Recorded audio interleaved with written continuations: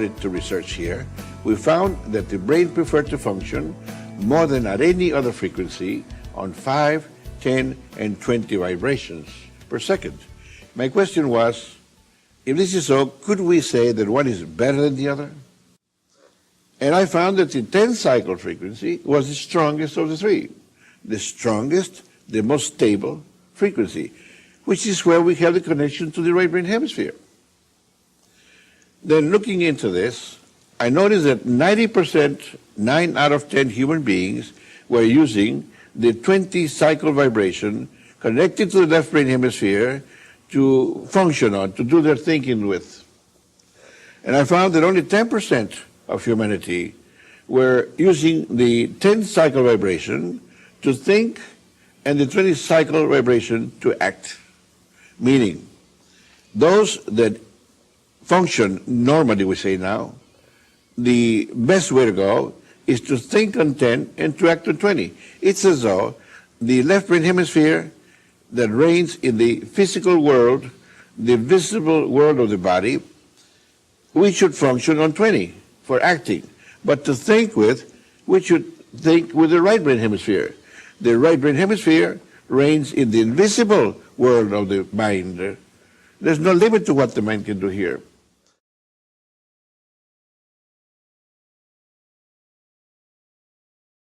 Once we find the dimension, then we need to get the student to become familiar with this dimension.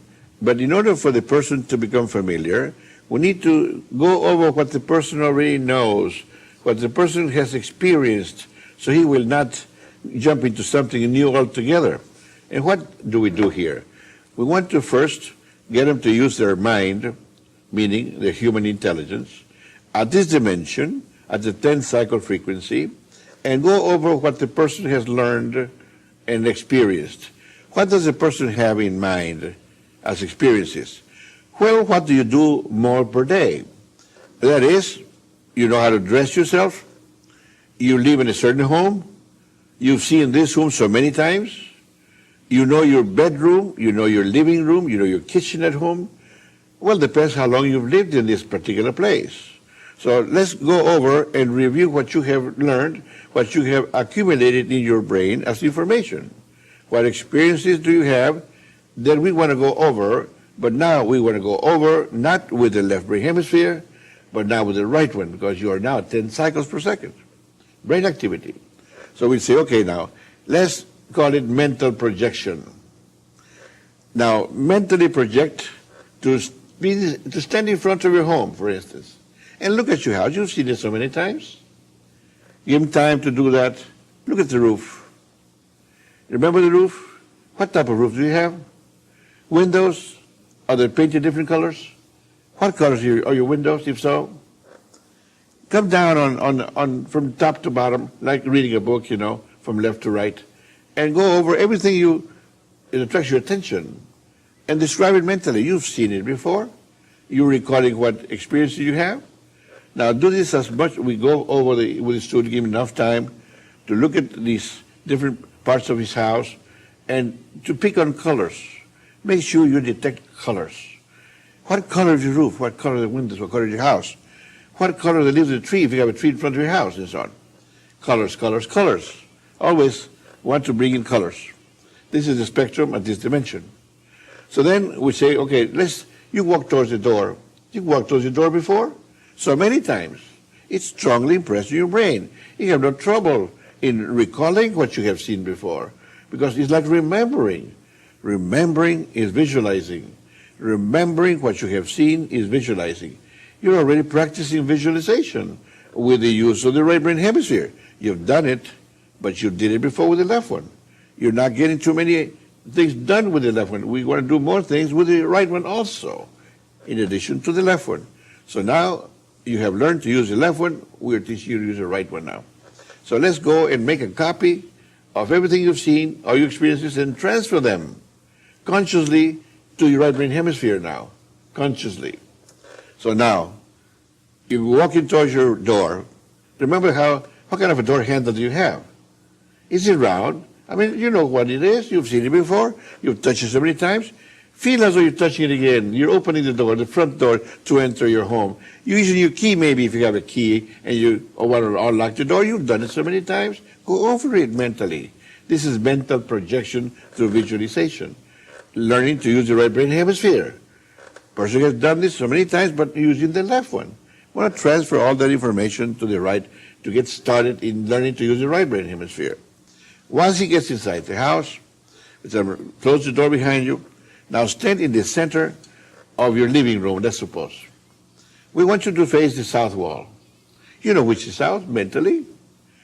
Even now, it doesn't matter where your body is facing, north or east or west, but mentally we want you to face south. Now concentrate on the south wall in your living room. You can do that. You've been here before. You've been here in your living room where the lights are turned off at night.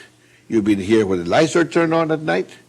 You've been here when no lights are on or off, but during the daytime. You know what kind of light enters what window and what you have in front of you, what furniture is to your left, what furniture is to your right. Remember this. What furniture is in back of you.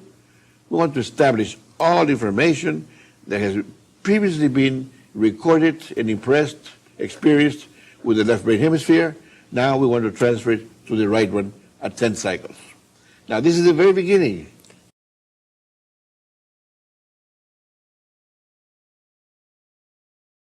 Remember that we mentioned the step-by-step procedure in how to remember things and establish points of reference on the right brain hemisphere that have been impressed previously in the left one, meaning transfer your experiences of things that you have seen to the right brain hemisphere. Once we have done this, then we move one step further. We say, for instance, we start going into things that you've never done before. So we start creating new ideas. For instance, we mentioned for you to be standing in the center of your living room, facing the south wall. And then we say, you have been here before.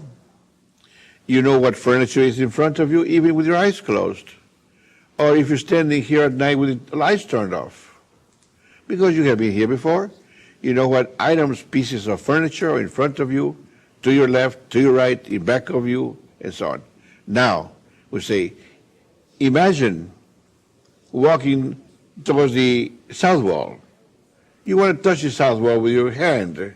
You see, now we are adding something that maybe this person never has done before. The person maybe never walked toward the south wall to touch the south wall. And we say, extend your arm, your right hand, and place your palm on the south wall. Touch the wall. We're doing it mentally. Well, he didn't have this point of reference with the left brain hemisphere.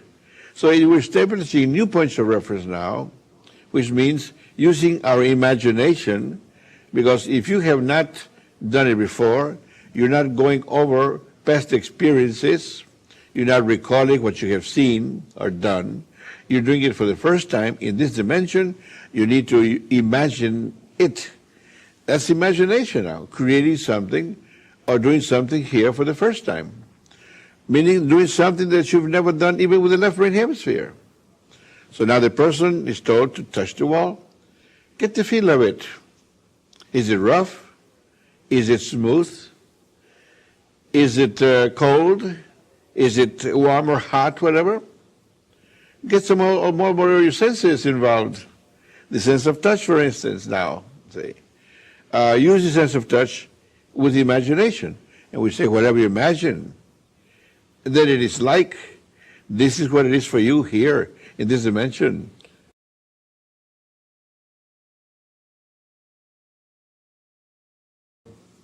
Then we expand a little more. We want to keep on doing more and more things that he's never done before, even with the left brain hemisphere. So let's say, for instance, imagine that you're getting closer and closer to the wall. You're about at arm's length. Now you're 1 foot away, 12 inches away. Now you're 3 inches away. Focus on the wall. Can you see the pores of the wood, you see? Or brick if it's brick, or cement, whatever it is, you know? Concentrate on it. Establishing points of reference for the first time. He's never done this before. Now, go ahead and project yourself mentally inside the wall. He's never been inside his wall. I want to count from 1 to 3, and you're going to feel as though you're already inside the wall. 1, 2, 3, you're inside the wall. Imagine that you are. Use your imagination. Now, here inside the wall, this is the first time you have experienced this. Tell me, is there any sense of sight to be used here? Is there any light? Try and see if you can see anything. What do you imagine that you would see inside the wall? Whatever your imagination perceives at this dimension, this is what it would be for you in the future as an experience, point of reference.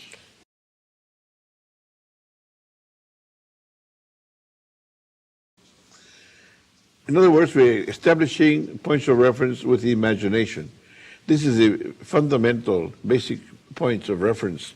We're going to get more complex in the later exercises, so as to be able to find oil where there need to be looking for oil. Where is oil? How deep is it? What quantities are there?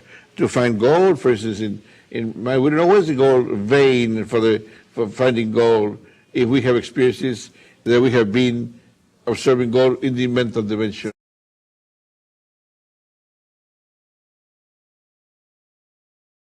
See, with your mind you can do anything, but you need to establish points of reference that if you find something, encounter something, how are you going to distinguish it? You have to have a previous experience in order to correlate with it.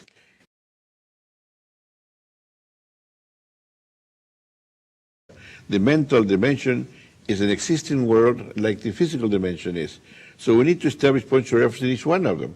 When you mention that the child touching the toy that is, and that later he touches it again, he knows what he's feeling, he can know what it is even with his eyes closed, once he has a previous experience in touching it and how it felt, you see. He doesn't have to see it to know that it's a toy. He will, with his eyes closed, guess correctly it's the toy because he has a previous experience. So it's the same thing here. When you start establishing points of reference or initial points of reference, initial experiences, with as many things as we can think of. In the inanimate world, the most common things that we expect to do, what are our needs? In the vegetable kingdom, for instance, also, we say inanimate world, physics, animate, vegetable, animate, animal, animate, human. We want to establish points of reference in every one dimension, in one kingdom.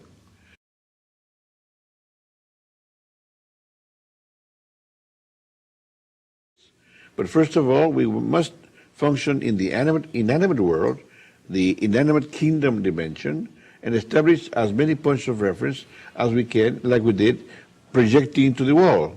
Now we tell the individual, okay, now you're inside the wall. Imagine that you are. You've never been here before, but now, using your sense of sight, do you detect any brilliance here, any light? If so, what intensity? And if so, what color? So now we start using the subjective sense of sight. See, we have subjective senses, like we have objective senses. The subjective is a fundamental, they call it the psychic sense, which is a mental sense. Now, all these subjective senses belong to the right brain hemisphere. The objective senses belong to the left one. They're extensions of the fundamental subjective, the ones that we use physically with the left brain hemisphere. So then we started to use the subjective sense of touch, the wall. Then the subjective sense of sight. What do you imagine that you can perceive? Light, for instance, with sense of light or sense of sight. Intensity and color. Then we say sense of smell. Is there a difference of smell inside this wall as compared to being outside? Use your imagination. Whatever your imagination perceives, this is what it would be for you as a point of reference for the future, because you are experiencing that right now. So then, this is mental projection to a wall, for instance. Sound, and now sound. What are we going to do about sound? Form a fist, imaginary fist, and knock on the inside wall, and see how the sound reflects to you. Is it very solid? Whatever your imagination perceives as a reflection from what you're doing is what you will use as a point of reference in the future with your mind, you see. So now we're working still with the imagination in the inanimate world. See? Now this is part of the mental gymnastics involved in the course.